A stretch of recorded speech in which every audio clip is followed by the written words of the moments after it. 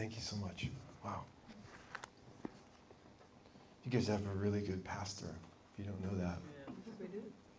Yeah. And his wife is pretty amazing.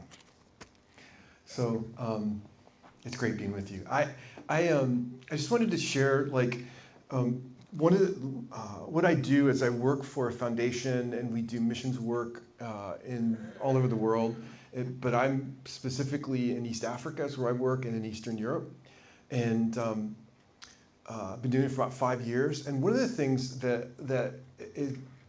I've had some dissidence with what my life is like and what ministry is like for me when I'm in East Africa, when I'm in Tanzania, what I see happening in the world as we, the church and other parts of the world, and what's happening in America.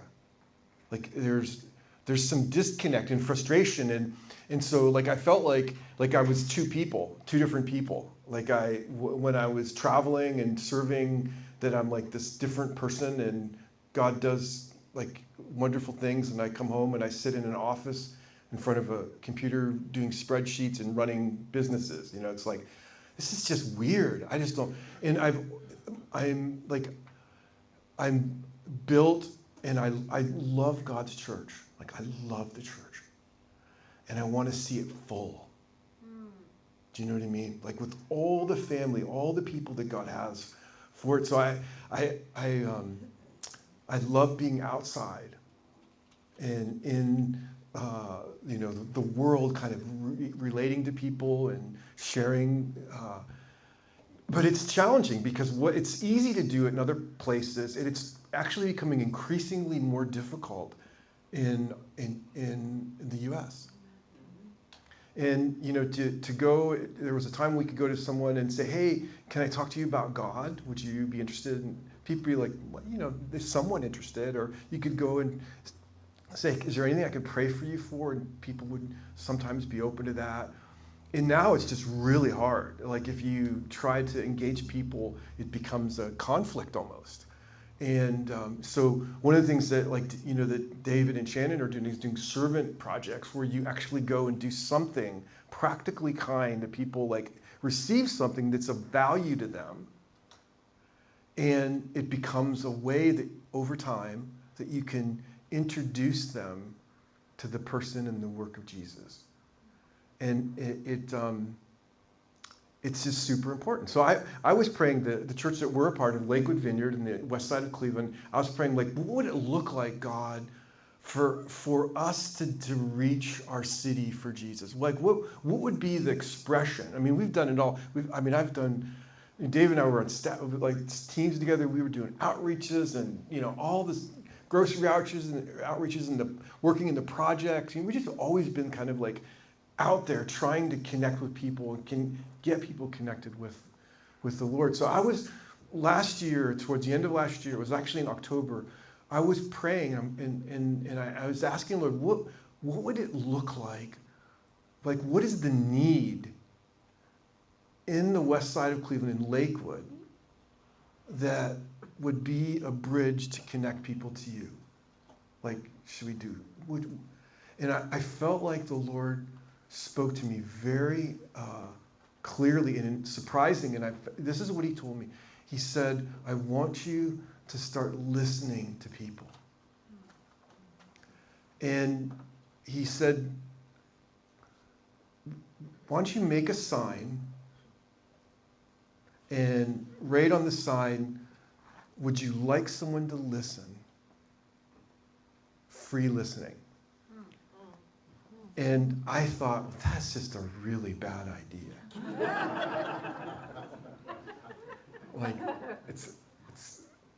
Yeah, I'm not going to do that. And let me tell you why. Because I was in a meeting probably 7 years ago in Columbus, at the Columbus Vineyard, and there was a missionary from Brazil that was speaking. It was Elba Dolman. And she's this amazing, she's the national leader of Brazil Vineyard. She's going to be at the church when? In June? July 16th. She's a dynamic person. And so she was preaching at the Columbus Vineyard, and she was talking about witnessing, and I just remember her saying that a silent witness is a useless witness. And she said if a lawyer calls someone into court and they get up on the witness stand and they don't say anything, they're useless. And her point is that we need to be talking to people about God. And so as soon as the Lord spoke to me and said, Tom, I want you to go and listen, I thought, well, that can't be right, because I remember Elba said I need to be talking, right? Like I remember a silent witness is a useless witness. And so I began to trying to wrestle with that idea. And then the Lord began to show me in Scripture some things that He wanted to teach me. And I don't know if you've ever read the book of Isaiah. It's an amazing book because it's like 700 years before Jesus shows up, and Isaiah is a picture about what the Messiah is going to look like when Jesus comes. And he, from chapters like 40 to like 59 or 53, there's like 4 prophetic songs. They're called servant songs. It's the servant of the Lord. And it's a picture of who the Christ, the Messiah, would be, what he would look like, what he would do. And then in chapters 60 through 66, there's 4 more songs, prophetic songs, and they're called the anointed songs. And it's like triumph and victory and all this kind of stuff. And the people of the Jews didn't understand that those songs meant there was the same person, but he was going to show up 2 times.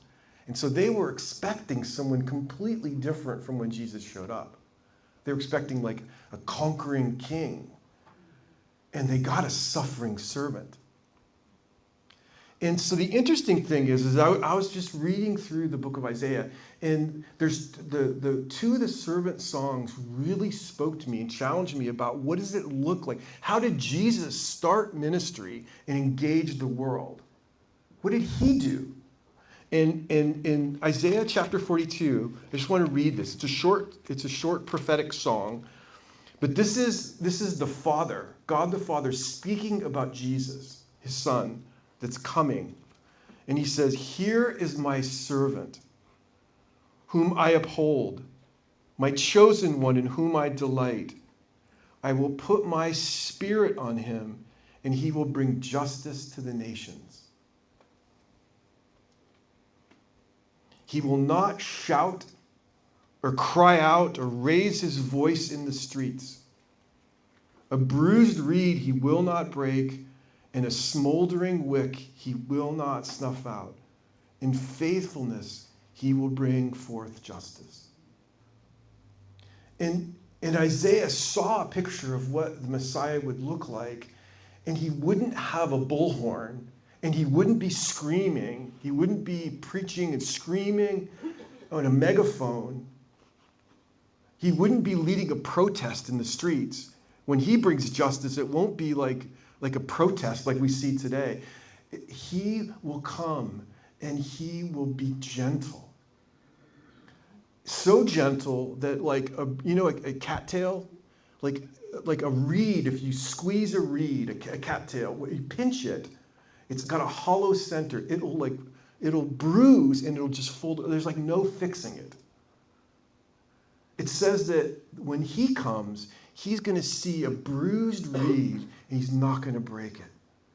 He'll see like a wick that is just ready to like snuff out, and he won't blow it out. He's going to be gentle and quiet and unassuming. This is the Messiah, the very first introduction of the servant of the Lord. It's surprising. And there's like 4 songs. The third song, which is in chapter 50, is really interesting. And it starts, I think, in verse 4. And in this one, the servant is speaking. This is prophetic of the Christ speaking. And this is what it says. This would be Jesus speaking, like out of eternity. He says, the sovereign Lord has given me an instructed tongue to know a word that sustains the weary. to know words that sustain the weary, an instructed tongue. He awakens me morning by morning. He awakens my ear to listen like one being taught. The sovereign Lord has opened my ears, and I have not been rebellious. So he's talking about the Christ. This is the Christ speaking. It's like what I do with my mouth is going to be instructed by my Father, and when I speak, it's going to bring life. It's going to sustain the weary. People that are weary, when Jesus spoke to them, it was like they ate him. He said, right, I'm the bread of life. Like, he has the words of life. And so this person, weary people would want to be near him. They'd want to hear from him because it did something deep inside of them. And he says that my Father has opened my ears two times. My ears are awake, my ears are open to hear from my Father and to obey him. And so we see the Messiah being someone that speaks mercifully and hears what's happening around him. He's a listening Messiah. And so then I thought, okay, well, maybe this isn't a crazy idea because this is what Jesus did. And so it took me 2 months to obey. Really, because I was insecure. I thought this is... So I went and I made a sign, and I go in Cleveland, right on Clifton Boulevard on West 17th. It's right in the city, and there's a Starbucks, and there's a RTA a bus stop. There's people going to work. There's homeless people. There's crazy people. There's rich people. It's like this really, people that are taking the bus to Cleveland. It's just very diverse. And so I just started to obey. I said, I'm going to do this. And the need that the Lord was saying is that there's people that are alone and that they have no one to compassionately listen to them. And I want them to know that I hear them and I want to hear them. Would you do this? And so I set out on a journey in January, in the middle of winter. I started out going every Friday for a couple hours, freezing. People thinking, man, that guy's crazy, And then I started doing it twice a week. And I can't wait to fit enough. I'm trying to work my work schedule, but I can't get enough of it because every time I do it, I'm surprised by how much people need to talk. It's actually it is a felt need. People talk now, and someone is sharing their heart, and the other person's just thinking about, yeah, I'm hungry. Or they look over their shoulder, or they think about what I'm going to say next to rebut you. That's stupid.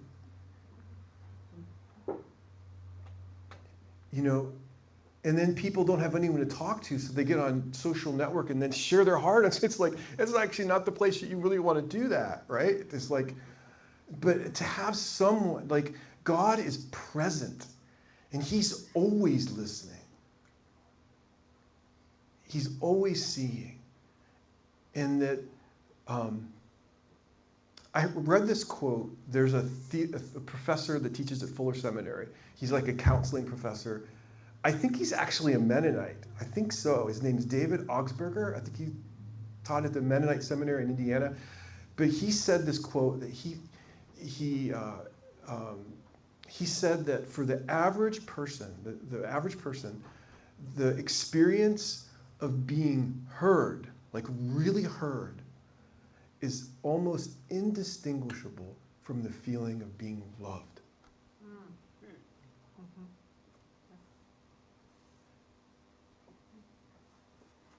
And I thought that's right. And so I've been doing this, and I'm not going to stop doing it. and the first day that I did it, this like homeless guy walked past me, and I said, "Hey, free listening," and he looked at me and he said, "You wouldn't understand." And I said, maybe. And he walked away. And about 10 minutes later, he walked back and he said, "Okay, here we go." And he told me a horrible story of abuse and violence from his mother. And he lives in a garage.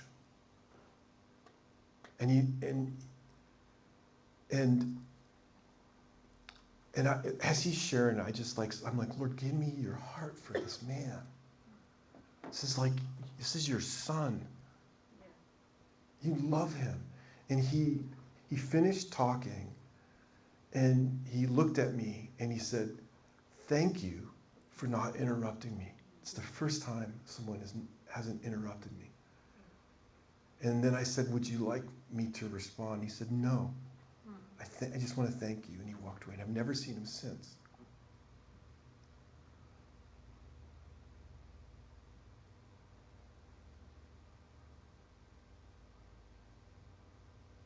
And the servant, there's a bag of groceries that we're going to give to people that has value to people.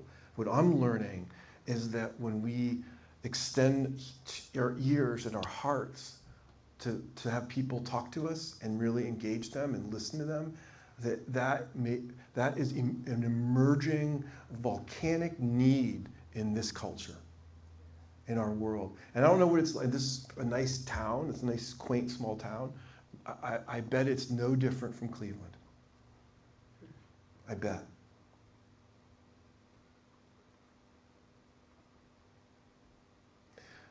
I want to read a story out of Genesis chapter 16.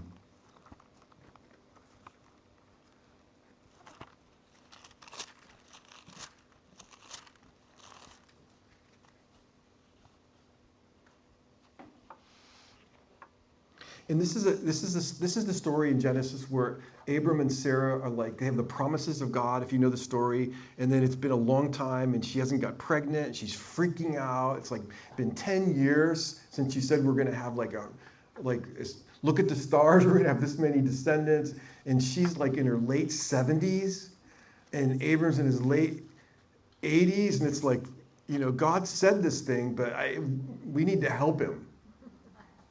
We need to help him out. And so Sarai, she has a servant, and it's a woman named Hagar. And so she gets with her husband and says, "Okay, here's the deal.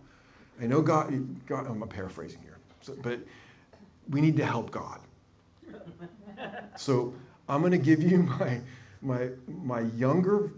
maidservant. She's a lot younger. She's in the child rearing window, and I want you to give me a son through her." This is the plan. And so this is the story. And so in verse 4, that Sarah gave Hagar, the Egyptian maidservant, to her husband. He slept with Hagar, and she conceived. And it says in verse 4, when she was pregnant, this is Sarah. She began to despise her mistress. That's Hagar. She began to despise her mistress. And Sarah said to Abram, "You're responsible for this wrong that I'm suffering. I put my servant in your arms, and now that she knows she's pregnant, she despises me. May the Lord judge between you and me." And your servant is in your hands, Abram says. Do whatever you think best. So Sarai mistreated Hagar, and she fled from her. So she beat her. This is like her. Think the woman that helped her dress and helped her with everything. A younger woman. They had a relationship. So she gets pregnant. And she becomes like the second wife. And then she gets pregnant, and what woman, like, having multiple wives is just not a good idea. Like, I mean, having women compete over the same guy, not a good idea. It's never going to end well. And so Hagar's like, well, I'm the one that bore the son. I should be the first one. You know, she's thinking, why wouldn't she? And there becomes enmity between these two women, and Sarah's like, we got to get rid of her. And so she beats her, and so Hagar fled from her. And so she goes out into the wilderness. And look at this. In verse 7, it says, the angel of the Lord found Hagar near a spring in the desert. It was a spring that was beside the road to Shur. And he said to her, Hagar, servant of Sarai, where have you come from and where are you going? I'm running away from my mistress Sarai, she answered. And the angel of the Lord told her, go back to your mistress and submit to her. The angel said, I will so increase your descendants that they will be too numerous to count. And the angel of the Lord said to her, you are now with child. You will have a son, and you will name him Ishmael. You know what that name means? It means God hears. That's what Ishmael means, God hears. You will have a son, you will name him Ishmael, for the Lord has heard your misery.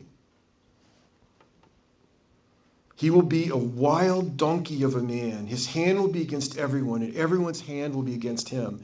He will live in hostility towards all his brothers. And she gave this name to the Lord who spoke to her. You are the God who sees me. For she said, I have now seen the one who sees me. And that is why the place is called Bir Lahai Roi, which means the God who sees. And it is still there to this day. So Hagar bore Abram a son, and Abram gave him the name Ishmael to his son that he bore. And Abram was 86 years old.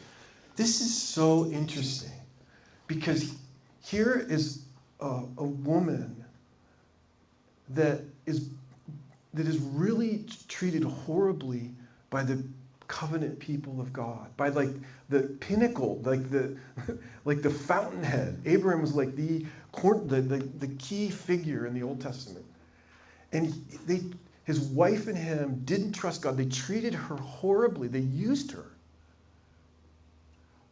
and then they were ready to like abuse her when she did the most natural thing.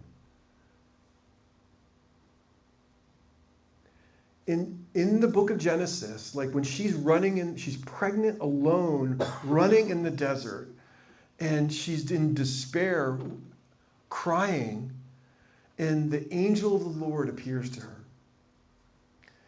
And, you know, in the Old Testament, the angel of the Lord sometimes is an angel that comes and speaks for God. Sometimes the angel of the Lord comes and speaks as God. And so theologians argue, like the word is a theophany, which means appearance of God in human form. Or some people say that actually that when the angel of the Lord comes and speaks like this, like speaking as God, that it was like a pre-incarnate Jesus. It's called a Christophany. And not every angel of the Lord is like speaks like this is, and she even noticed, she says, my eyes have seen the one who sees me. Like I'm encountering God. And so it's so interesting that this person that is outside of the covenant people of God, that is being abused, that feels like I have no place within this house, is that God goes to her and appears to her and says, I hear you. And I see you. And this son, Ishmael, this is the fountainhead of all that Abraham came from Ishmael. This is the beginning of the whole Arab people. And God still was faithful to this woman and this son that's to be born. And I felt like this picture of a God that hears people that are on the outside, non-covenant people, and then he cares for them and he goes to them and visits them and has mercy on them.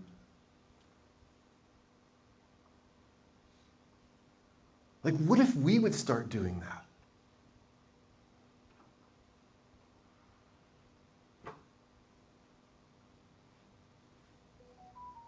People would think differently of the church, honestly. And it's a picture of God's heart. Like he's calling this whole, it's a great, and it's the description of Ishmael is it's a picture of the Middle East right now. But he's crazy. There's conflict. He's fighting with everyone. He's a wild donkey of a man. You know what I mean? It's just a picture of and it was birthed out of Abraham and Sarah's rebellion and lack of faith and taking matters, and that's on them. It's crazy, but it's just a picture of God that he hears he hears us, he hears you, he hears his enemies. He's so different from us. And then, then the story gets even worse because then Sarai gets pregnant, and then Isaac comes, and now they're like, well, now we have to get rid of. Now it's for good. When he is in chapter 21, and Isaac is weaned from Sarah, she goes and she said that slave woman and her son will have no inheritance. Get rid of them. Nice lady. These are the patriarchs. And so Abram gives her a backpack with some food in it and a jug of water and sends her out in the desert. And in verse 21, she's going to die.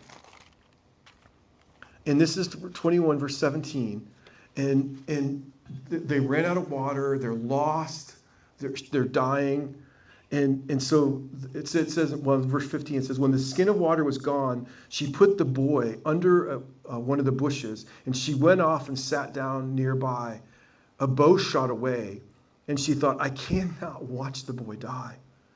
And as she sat there nearby, she began to sob. And then God heard the boy crying, and the angel of God called to Hagar from heaven and said to her, what is the matter, Hagar? Do not be afraid, for God has heard the boy crying as he lies beside there. Lift him up and take him, for I will make a great nation of him. And God opened her eyes, and she saw a well of water, and she went and filled the skin with water and gave it to the boy. And it says this in verse 20, God was with the boy as he grew up. And so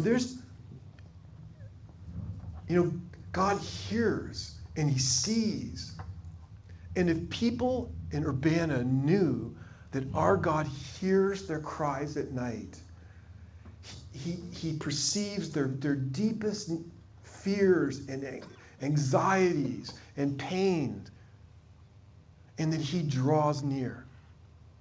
And he looks for them. He's looking for them. And he's sending resources. He's sending messengers. And that is our job in this hour, I think.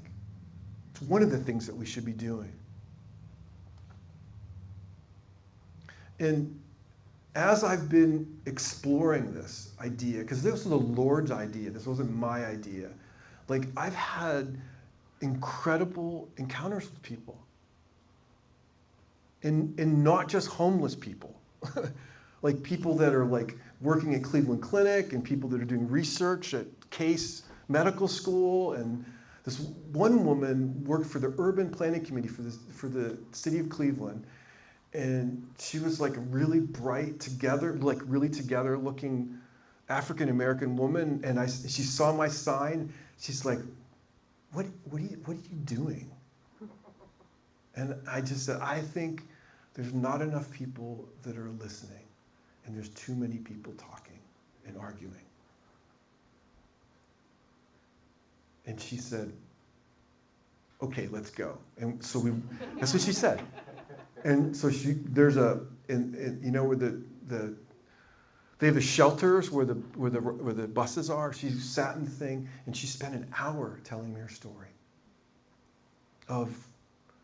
She's like in grad school, and she's like, I almost committed suicide. Like, I love this guy, and he wouldn't commit to me, and I couldn't let him go. And I was going to kill myself. And then I got it. I struggle with addiction. But no one knows because I've got a good job. And when people tell their pain, and you listen like God does, like especially if shameful what they're telling you, they'll look away. And then when they look at you, and if you're looking at them and there's compassion in your eyes, I'm telling you, it's like a power encounter. Like it changes something in them. And then she started confessing stuff. And I'm like, you don't need to do that anymore. Like, God wants you to know you don't need to do that anymore. And he loves you. And it was on the streets of Cleveland. People were walking, and then this guy came in the shelter, and he thought, oh, I better get out of here. This is like serious business. You know what I mean? He vacated it, because it was like, the Lord was ministering. Her name is Felicia. And I can't wait to see her again. Do you know what I mean? And there's this guy he's an Arabic guy. His name is Anis, and he came up to me. He was going to work in the morning. He was on his hoverboard, and he's like, "What is this about, man? What are you doing?" And I told him, and he's like, "I don't know." And then he left. And then every Friday I see him, and he came, and he said, "Tell me again, why are you doing this? Is this like some religious thing?" And I said, "Well, I follow Jesus." He's like, "I don't want anyone converting me." I'm like, I'm here to listen, you know? And he's like, I don't know. And he left me. Then he said, "Give me your number." So then he started texting me, "Who do you work for?" I said, "Well, I work for a nonprofit, and I do this stuff." "Why do you do this again?" And then on Wednesday night this week, at 9 p.m., he texted me and said, "Tom, would you meet me tomorrow? I want to talk to you." So I went down. It wasn't my day that I do my outreach. I had to redo my schedule. And I went down. This guy's name's Anis. I think he's Iranian. He won't tell me. But I met him, and I drove down to the place, and then he said, "Get on the bus with me." I'm like, "Oh, crap, my car's here." What am I? Well, I'm not supposed to say crap when I speak again. It's what I said. It's really true. It's what I said. Oh, crap. What do I? But I get in the bus with them, and we go to his work, and then he's telling me his story. He's like, I love this woman, and I moved in with her. We lived together 3 years, and I shared things with this woman that I never told any other person, and she totally betrayed me. And the things that I told her, she used against me, and I am messed up. I am so hurt and angry. And I just listened to him, you know, and I just pray that the compassion of God. And he's like, "When can we meet again?" We get to his workplace, and he wouldn't go to. He said, "I want you to stop here." I think he's afraid that if I think he's a Muslim, that he think I won't want to meet with him. So he wouldn't let me go. I think he works at like one of the Arabic shops, and we have a lot in the west side of Cleveland. There's a lot of Muslim people. Maybe he's Palestinian, I don't know, but he wouldn't let me follow him. He's like, I told him tomorrow I'd leave for Tanzania. So he said, "Call me when you get back." And I feel like he's hungry. Like hostility turned to hunger, because what he was looking for, to have someone like pay attention, to value him. There's something on this in this hour, I think. It wouldn't work other places in the world, but in America, I'm telling you, and it's not just for the streets. It's for like each other and the people that we work with. You know? My wife says, why don't you try listening to me, Tom? I'm really trying. I'm super trying. She'll tell you, he's actually trying. He's actually doing. I'm really trying to like when she tells me to engage, like not just, guys are super good at like saying if I'm focused, I don't hear anything. I don't hear anything. She calls me, I'm like, well, I don't hear you. But what if we became like our Father, that was quick to listen and slow to speak, and that was moved by compassion?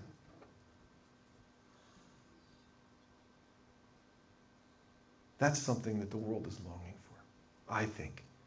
And then I think it'll give us the opportunity to talk about Jesus. There's this guy, his name's Mike, and he would sit there and he watched me, and then he said, can I talk to you for a minute? I was getting ready to leave. And I folded up my sign, I put it in my head, and Mike said, can I talk to you? God bless you, which is code for you're an idiot. Bless your heart. Bless your heart. Bless your sweetheart. Then it's really bad, right? Yeah. Bless your sweetheart. Oh, okay. He said, why would you think I would tell you anything? Like, I don't know you. It's none of your freaking business. This is what he said. I'm like, well, good point. You don't have to, And I told him, Mike, but sometimes people, it's hard to tell things to people that they know. It's easier to tell them something they don't know, especially if it's really painful, especially if it's like, and so it's great that you feel like you don't need it. And then he started, I couldn't leave for a half hour. He's like telling me a story. I'm like, it's just, he was just pushing back. Now every time I go there, he's looking for me. Tom, when are you going down? I'm like, Mike, well, you can come, but let me talk to other people too, because he just wants. I invited him to church, and he's like, I'm going to come. I'm going to come. He hasn't yet, but like, this is like a welcome mat in Lakewood that says God is here, and he sees you, and he's listening. And it may be the first step towards transformation and restoration and healing and welcoming them into the family of God. This is what I'm learning, and I'm learning so much, honestly.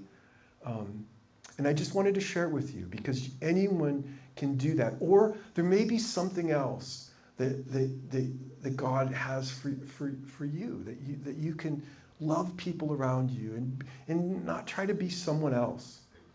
You know what I mean? This was me just being me. I don't have to pretend to be someone else. I don't have to, And this is what I wanted to share with you guys. And I want to encourage you. And it won't work. Here's the truth. If I'm angry or frustrated or too busy and I go to try to do this outreach, it's horrible. Because if I'm not like near to the Lord, if I'm not like connected with the God who hears me and sees me, and I'm not living in that reality, it's just empty. People can talk and there's no transforming power because the Lord is not there. It's not just a catharsis. There's an exchange. The science, actually, the neuroscience people say that if someone has trauma and they're telling a painful story, and someone is the technical term is attunement. I don't know if you ever heard that term, but it means that someone is emotionally connecting with them, not talking, but when they're sharing a painful story, that it changes the story because they're not alone in it anymore. Because usually the horrible stuff is traumas when you're all this stuff like science and God's just way smarter than me. Yeah. I didn't understand all the science. I didn't understand the theology of it. He just told me to do it, and now I'm learning about it. And I wanted to share this with you. And I know I've talked too long. Fine. You're fine. But the point, if we don't know the love and the mercy of God and the compassion of God for ourselves, we won't be able to do this.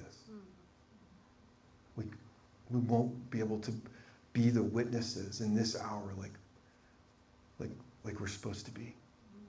Like the gospel should be such good news. He is so amazingly beautiful and powerful and good. If we don't know this, we don't have very much.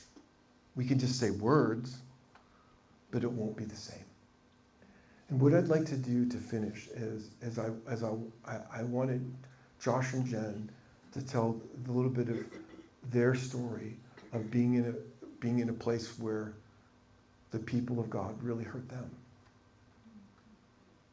And how in this last year, how the Lord has healed them and getting ready to release them to change Akron, change Cuyahoga Falls. And the transforming goodness of Jesus is what drives everything that we do. And I want to get out of the way and let you guys tell a little bit, because I think it'll be really helpful. And okay, so I'm going to... Can you have Josh put that on? Josh, put this on? Sure.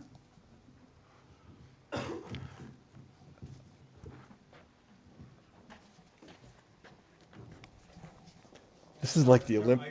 This is like the Olympics. Yeah, here, help me out here. Gold medal. My head's a little bigger than yours. You're smarter than me. Don't rub it in. You're smarter than you.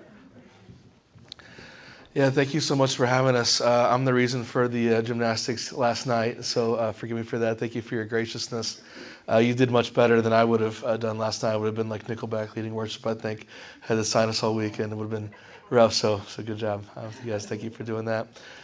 Our journey's been a difficult one in ministry, and like Tom said earlier, that he loves the church, and we do too. I don't always know why. I was an ordained pastor in a different denomination. I grew up in that extremely church family. Grew up in church worship team from the time I was 15. It's kind of the life that I knew. And sometimes you get involved at the point with church where you start seeing things behind the scenes, and on the one end, no one's perfect. On the other end, things can get pretty dysfunctional. And so we had some pretty significant wounds. So we were worship pastor for 15 years. And it had gotten to the point where I'd even, years ago, even though I was ordained, I'd actually resigned my ordination credentials.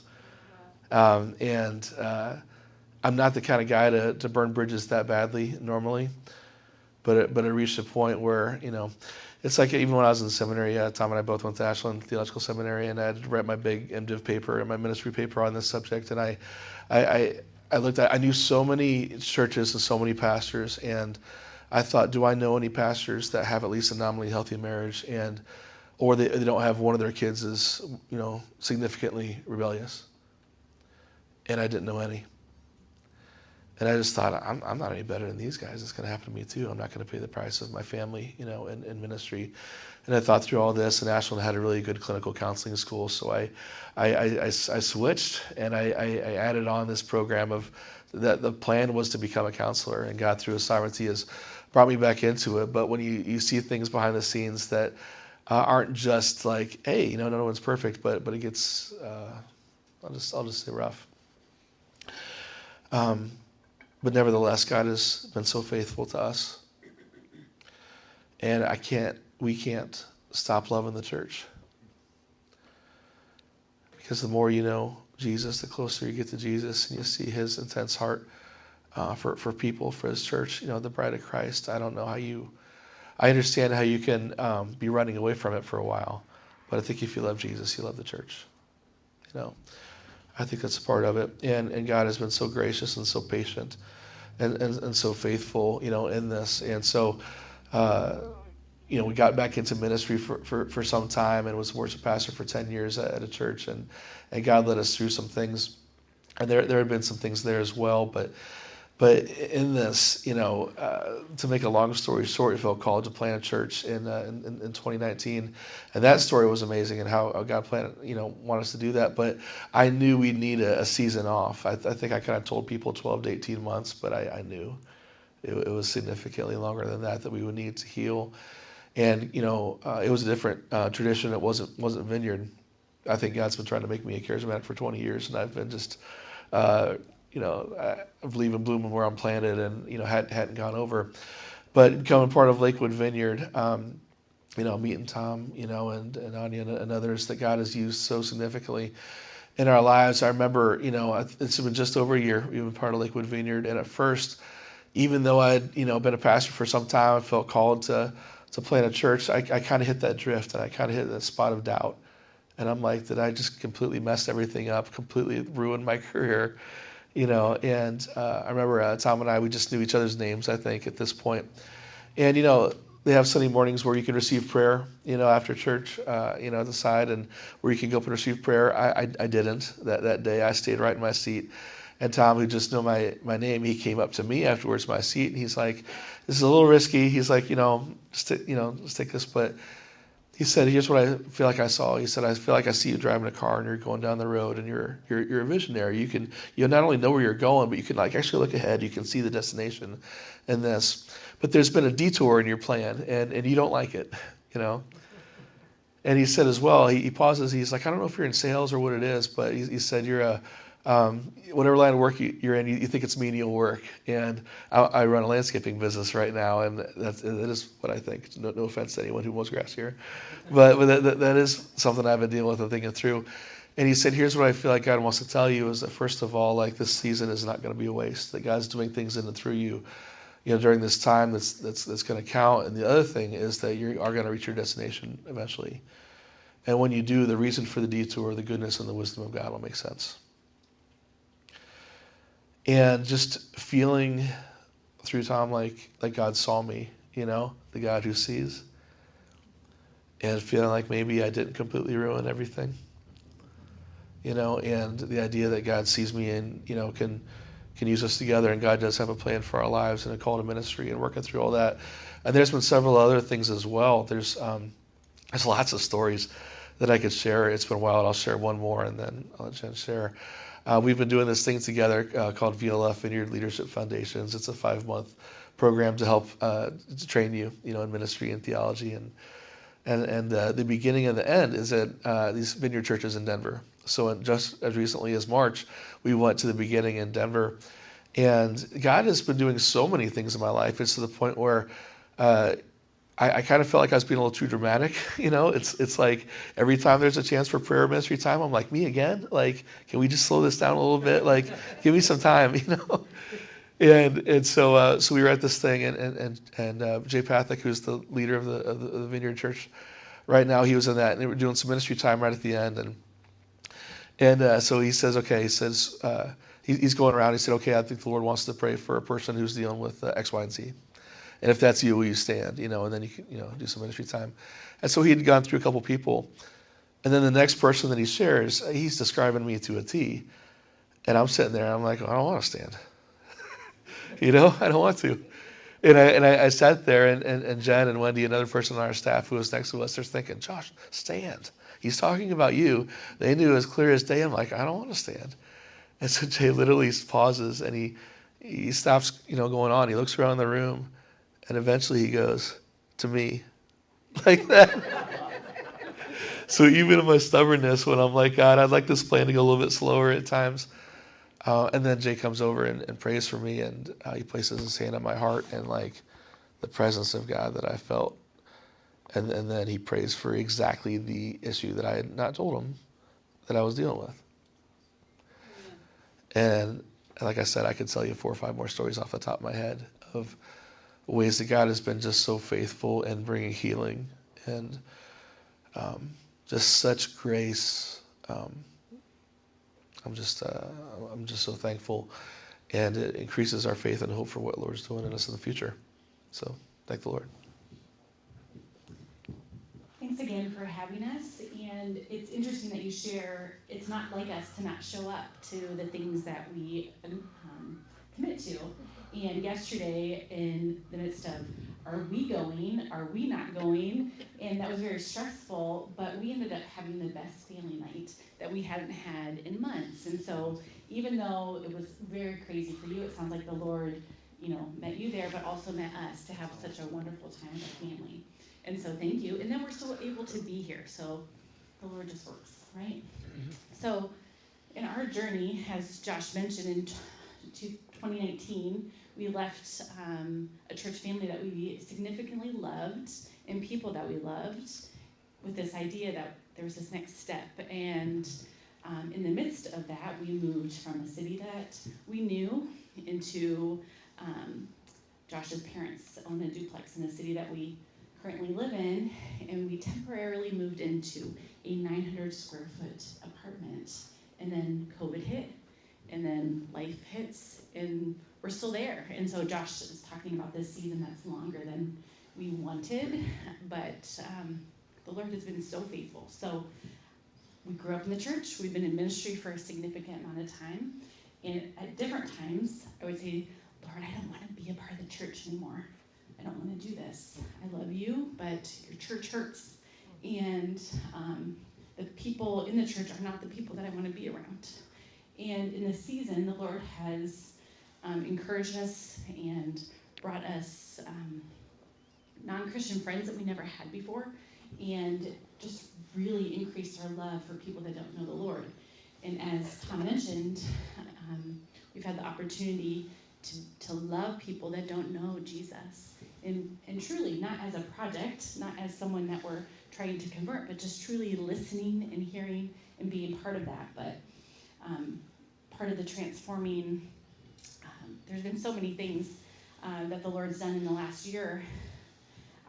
It's hard to believe that I followed the Lord for so long, and in the last year I feel like I'm closer to Him than I've ever been, because He's just taught us so much. But the story that I would like to share, and I know we're going long, but I'll be quick.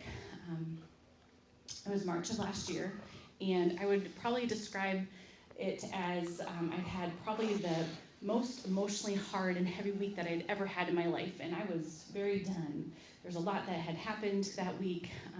For example, Josh was headed down to a conference, and I'm really okay, but I was having shooting pains down my arm. I thought I was having a heart attack, rushed to the emergency room. He was in the airplane at the same time, couldn't get hold of him, just heavy things like that, on top of some other life-heavy things. And that week, on Sunday morning, I was praying, sobbing, weeping to the Lord, asking, Lord, I know you're real.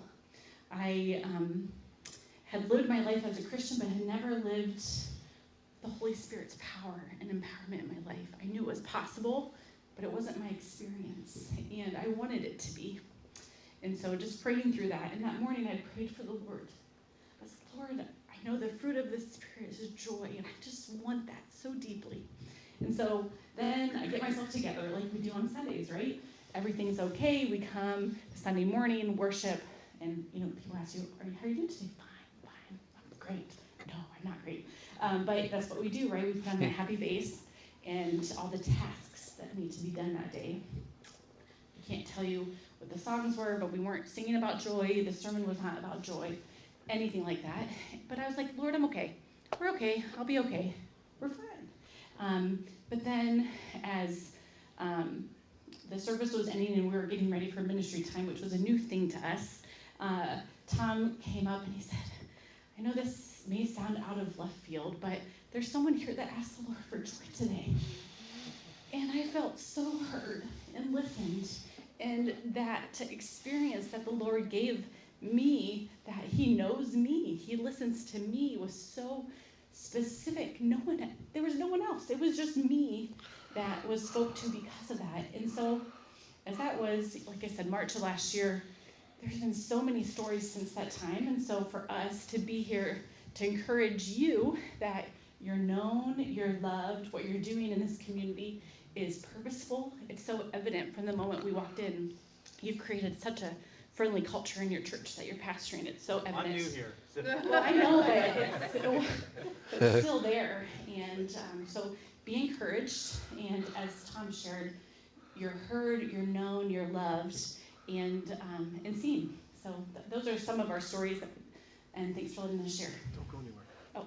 We're going to pray for the church, okay? Yep. And you guys are going to, Right. you're going to, Hey, Josh, I'll take that. Okay. We're gonna turn this break on. Okay. can you guys stand up?